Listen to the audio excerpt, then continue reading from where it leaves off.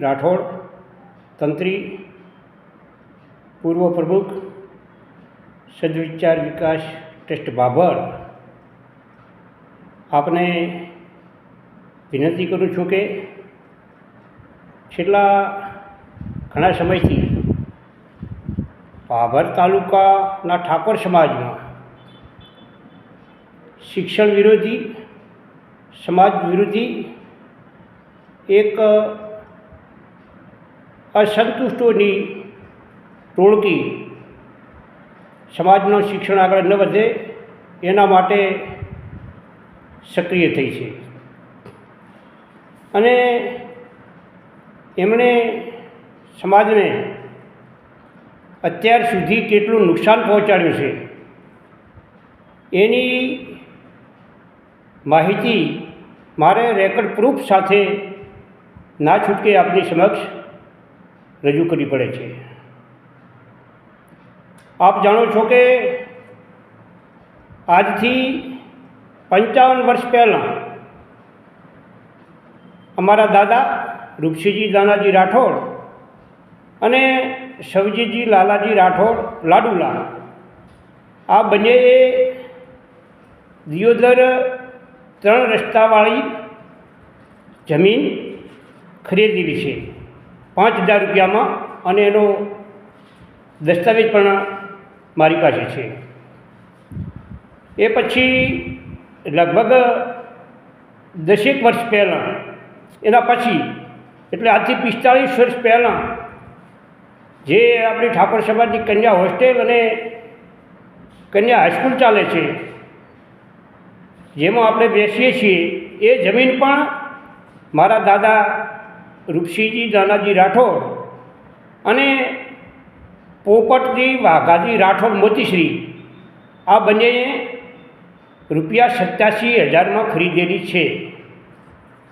પરંતુ સમાજે એમને એ પૈસા ભરપાઈ કર્યા એટલે એ બંને જમીનો એમણે સમાજને સુપરત કરેલી છે.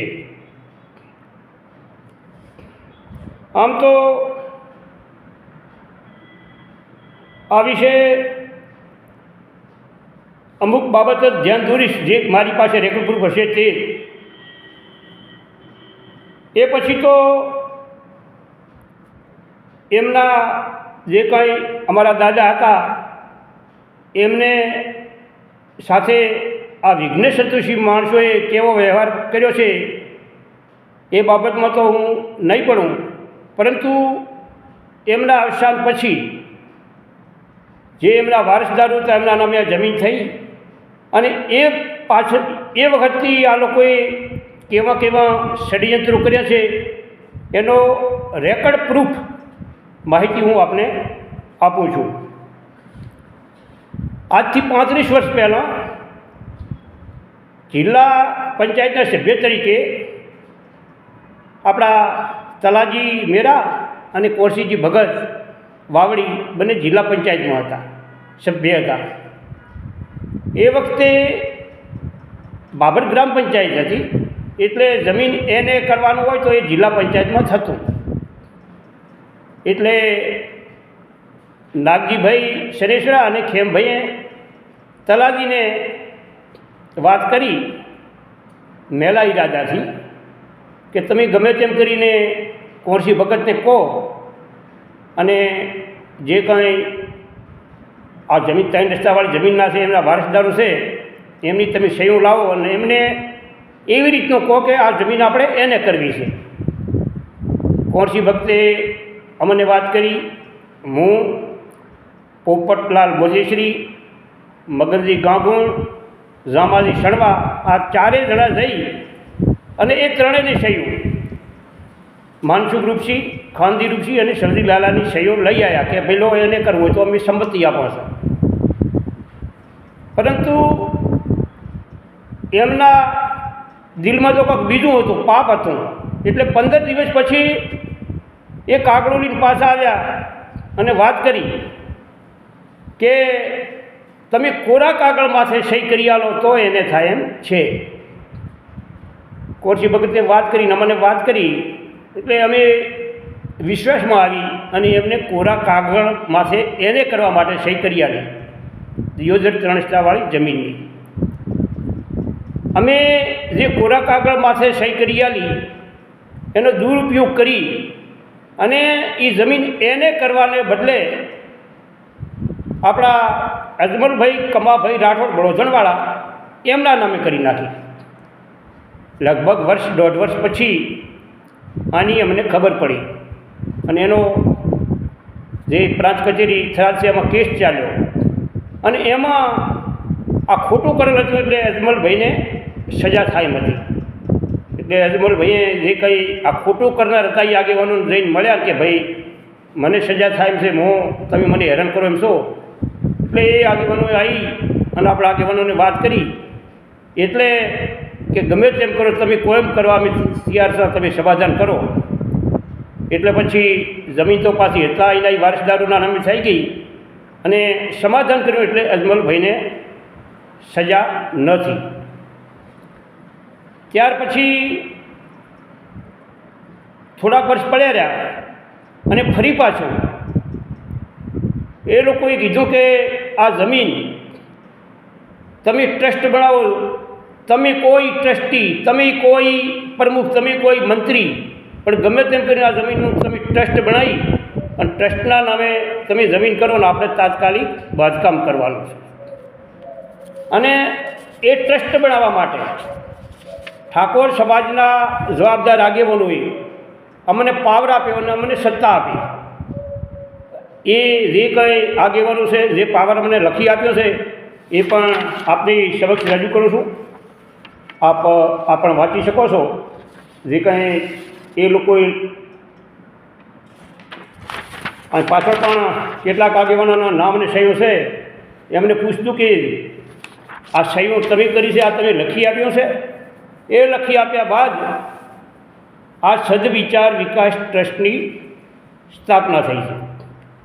સ્થાપના થયા પછી 1-2 વર્ષ પછી આપણે અહીં એક કન્યા કેળવણી રથ કાઢ્યો અને એની અંદર એક કન્યા કેળવણી રથની અંદર લગભગ 3 કરોડ રૂપિયાનો ફાળો નોંધાણો અને એમાંથી 66 લાખ રૂપિયા જે એનું ઉઘરાણું છું એની આપણે આ કન્યા હોસ્ટેલનું બાંધકામ કર્યું છે.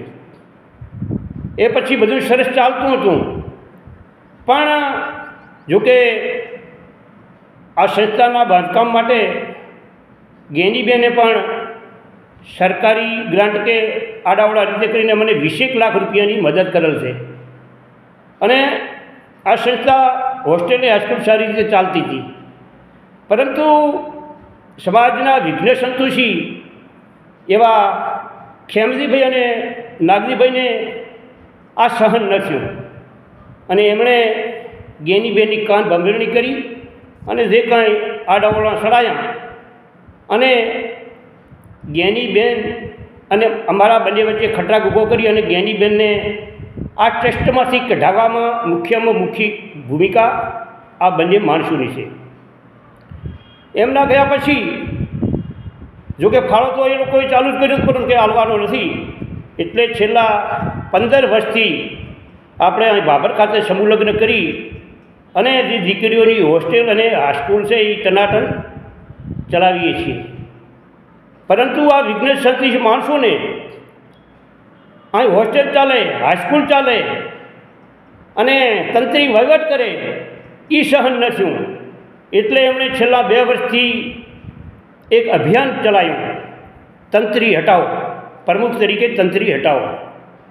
આમ તો ગઈ વખતે અને એમાં પાછા હાથા બનાવી દીધા અબાહણાવાળા ભૂરાજીને અને માનસુખજી અબાહણાવાળાને. એમણે ગઈ સાલ અલગ સમૂહ લગ્ન કર્યા, આપણે પણ કર્યા. આપણે તો ખુલ્લી વાત છે કે આપણું કામ સારું ભાળો, વહીવટ સારો ભાળો તો તમે સમાજ ફાળો હાલ દો અને 15 વર્ષથી આ હજી બધું ટનાટન ચાલે છે. પરંતુ આ વર્ષે એ સમાજ વિરોધી, શિક્ષણ વિરોધી લોકો સક્રિય થઈ ગયા. એમાં ખેમભાઈ અને નાગજીભાઈ આ બેના પડદા પાછળ લાગી રહ્યો. અને અબાહણા માનસું અને ભૂરોજી એને બનાવ્યા હતા. અને ચારેય છેલ્લે બધા ભેગા થઈ અને અમારા ગગાજીને, અમથુજીને, બબલદાસને પણ ગુમરાહ કર્યા. અને એમણે એવી વાત કરી કે ગમે તેમ કરીને આ તંત્રીને રાજીનામું આપવું જોઈએ. ત્યારબાદ આ લોકોની કોઈ વાત માન્યતા રહેતી નથી. એટલે પછી આ લોકો હારી અને થાકી અને આપણા ઓખારામ વડાણા અને રઘુભાઈ તનવાડ એ પાસે જ્યાં એ પાસે જાનાર માણસોમાં ભૂરાજી અબાહણાવાળા, માનસો ગબાહણાવાળા, ભાઈ ખેમભાઈ શનેસડા, નાગજીભાઈ શનેસડા, ભૂરાજી દયાજી મેરા, ભેમાજી બાબાજી ચલાદર, ગગોજી, આપણા અંથુજી, પછી બબલદા અને કદાચ એક બે બીજા આગેવાનો હશે. આ બધે વાત કરી કે તમે ગમે તેમ કરીને તંત્રીને આ ટ્રસ્ટના પ્રમુખ તરીકે રાજીનામું અપાવો. એટલે વખત અમે વાત કરી કે પણ રાજીનામું શા માટે હાલે? એમને કોઈ ભ્રષ્ટાચાર કર્યો છે, કંઈ ખોટો વહીવટ કર્યો છે? એટલે એ વાત તો એમણે પણ કબૂલી કે ના, ભ્રષ્ટાચાર એ નથી કર્યો, ખોટો વહીવટ નથી કર્યો. તો લક્ષ્ય શું છે કે તંત્રી પ્રમુખ તરીકે રહે તો સમાજમાં હવે લોકો ફાળો હાલતા નથી. અને જે અમે સમૂહ લગ્ન અલગ કર્યા છે એ જો તંત્રી રાજીનામું આલે તો સમૂહ લગ્ન પણ આપણે બધા ભેગા મળી અને હોસ્ટેલમાં કરીએ અને મોટા સમૂહ લગ્ન કરીને સમાજને સારી આવક થાય. તો કે કદાચ તંત્રી રાજીનામું આપે તો તમે શું કરી શકો? તો કે અમે ભેગા સમૂહ લગ્ન કરશે અને 2 વર્ષની અંદર 5 કરોડ રૂપિયા સમાજને ફાળો આલીને આપણે આ સંસ્થામાં લાગશે. પછી ઓખારમે અને રઘુભાઈએ વાત કરી એટલે મેં પણ વિચાર્યું કે સમાજને આટલો બધો ફાયદો થતો હોય, એક જગ્યાએ સમૂહ લગ્ન થતા હોય અને 5 કરોડ રૂપિયા ફાળો આવતો હોય, તો પછી આપણે સમાજના હિત માટે આપણે રાજીનામું આપવું જોઈએ એવું મેં વિચાર્યું. અને મેં ટ્રસ્ટના પ્રમુખ તરીકે રાજીનામું આપ્યું. રાજીનામું આપ્યા પછી અમારી જે કંઈ અમારું ટ્રસ્ટી મંડળ 11નું છે એમણે પ્રમુખ, ઉપપ્રમુખ, મંત્રી આ બધાની નિમણૂકો કરી. નિમણૂક થયા પછી અહીંથી ગયા પછી જે કોઈ આ વિઘ્ન સંતોષી માણસોને એવું લાગ્યું કે આ તો હજી આપણું મનનું ધાર્યું કાંઈ થયું નથી, એટલે એમણે એક સમૂહ લગ્ન કરવાનો કોશિશ ચાલુ કરી. એટલે સમૂહ લગ્નનું તો નામ જ હતું, પણ એમાં 1-2 એવા મુદ્દા બનાવ્યા કે સમૂહ લગ્ન તો જ ભેગા કરવા કે જે આ ઝોનનું ટ્રસ્ટ છે તંત્રી આ સદવિચાર વિકાસ ટ્રસ્ટ, એમાં 21 જણની બોડી બનાવવી અને ઓલી જમીનવાળો પ્રશ્નનો ચર્ચા કરવી. વાસ્તવમાં હું રેકોર્ડ પ્રૂફ કહું છું કે સમૂહ લગ્નનો આ લોકો સમાજના લોકોને બહાનું આવે છે. એમણે પ્રમુખ તરીકે તો કદાચ મેં સમાજના હિત માટે રાજીનામું આપ્યું છે, પણ આ લોકોનો મેલો ઈરાદો એ છે કે ગમે તેમ કરીને આ ટ્રસ્ટ અમારા કંથી પડાવી લેવું છે. બરાબર? એમની 2 જ માગણી છે, કાં તો આ ટ્રસ્ટ અમને આલો અથવા તો જે દિયોદર 3 રસ્તાવાળી જે જમીન પડી એ જમીન તમે વેચી દો અને એ જમીનના પૈસા ભૂરાજી અબાહણા, માનસુખજી અબાહણા, નાગજીભાઈ હનેડા અને ખેમભાઈ આ 4 જણાને આલી દો તો વાત થાય છે પૂરી. હું ખુલ્લું કહું છું કે એ જમીનનો જ્યારે તારે નિર્ણય સમાજના ઘણા માણસો કહે છે એમ જ કરવાનો છે. અને અત્યારે પણ એ જ વાત કરું છું.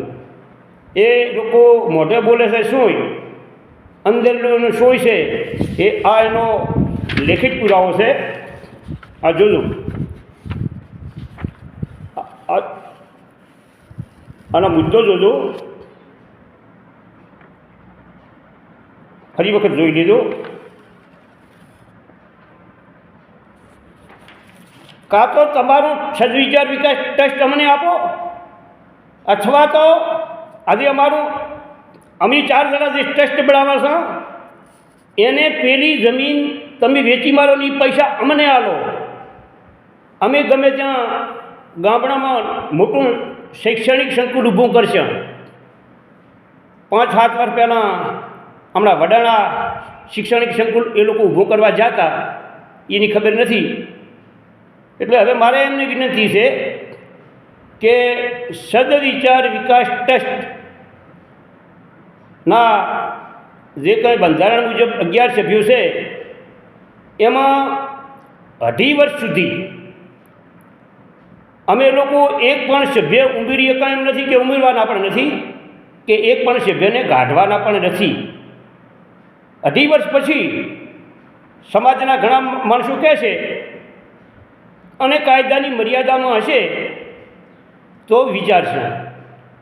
રહી વાત દિયોદર 3 રસ્તાવાળી જમીનની, તો એ જમીનમાં આજે પણ કહું છું કે સમાજના ઘણા માણસો કે એ પ્રમાણે હું કરવા બંધાયેલો છું, જવાબદાર માણસો કે એ લોકોએ તો અત્યારથી આ જુઓ વેચવાનો નિર્ણય લઈને પૈસા આ જુઓ તમને આ રેકોર્ડ પ્રૂફ છે, એ જમીન વેચીને મને પૈસા આપી દો એવી એમની માગણી છે.